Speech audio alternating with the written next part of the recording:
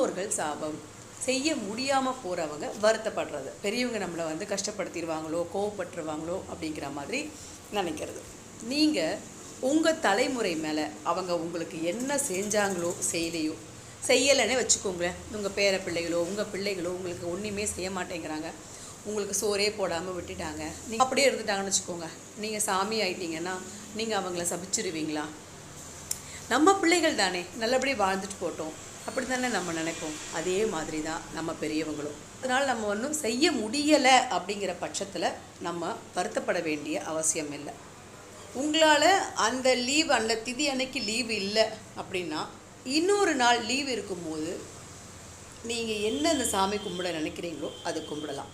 என்னம்மா இது திதி அன்னைக்கு தானம்மா கும்பிடுவாங்க, திதி அன்னைக்கு தானே கும்பிட முடியலையே, அதனால் அதை விடணும்னு அவசியம் இல்லை. உங்களுக்கு ஒரு மனசு கஷ்டமாக இருந்தது அப்படின்னா ஒரு சண்டே போல் வச்சு நீங்கள் சாமி கும்பிடலாம்.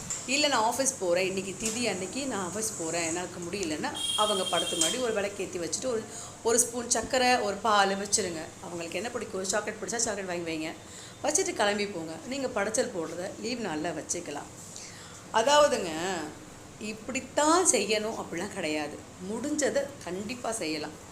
முடியாமல் பட்சத்தில் நீங்கள் கஷ்டப்பட்டு செய்யணும்னு உங்களுக்கு பெரியவங்க நிச்சயமாக நினைக்க மாட்டாங்க. மறுபிறவிங்கிறது எல்லாருக்கும் இருக்குது. யாரோ ஒரு சிலர் தான் அந்த பிறவிகள் முடிஞ்சு இறைவனோட போய் சேர்ந்துடுறாங்க. அப்போ மறுபிறவிகள் இருக்கும்போது அவங்க எங்கேயோ பிறந்திருக்க போகிறாங்க, நம்ம ஏன் திதி கொடுக்கணும் அப்படின்னு நினைக்கிறவங்களுக்கு இறந்து போனவங்களுடைய ஆத்மா சாந்தி அடையிறதுக்காக தான் இந்த திதி கொடுக்கறது.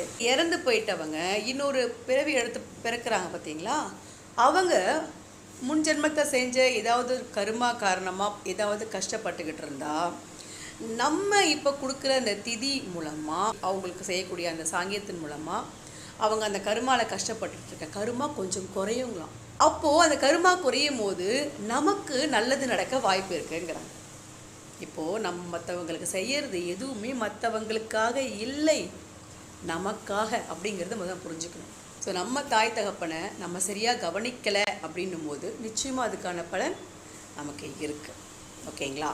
அதனால தான் இந்த முன்னோர்கள் சாபம் அப்படிங்கிறது இப்படி வேணால் கருமா வழியாக வருமே தவிர நமக்கு இவங்க இறந்தது நம்ம இந்த பையன் வந்து நம்ம உயிரோடு இருக்கும்போது சோறே போடலை அதனால இந்த பையன் கஷ்டப்படட்டும் அப்படின்னு எந்த ஒரு தாயும் எந்த ஒரு தகப்பனும் நினைக்க மாட்டாங்க. நிச்சயமாக ஒரு அம்மா அப்பா நிச்சயமாக நினைக்க மாட்டாங்க. கெட்ட தகப்பன் கூட இறந்ததுக்கு அப்புறமா நிச்சயமாக நினைக்க மாட்டாங்க. பிள்ளைங்க நல்லா இருக்கணும்னு தான் நினைப்பாங்க இல்லையா? ஸோ நீங்கள் வந்து பெரியவங்களுக்கு செய்ய முடியலை அப்படிங்கிறது தப்பில்லை, முடிஞ்சது செய்யுங்க.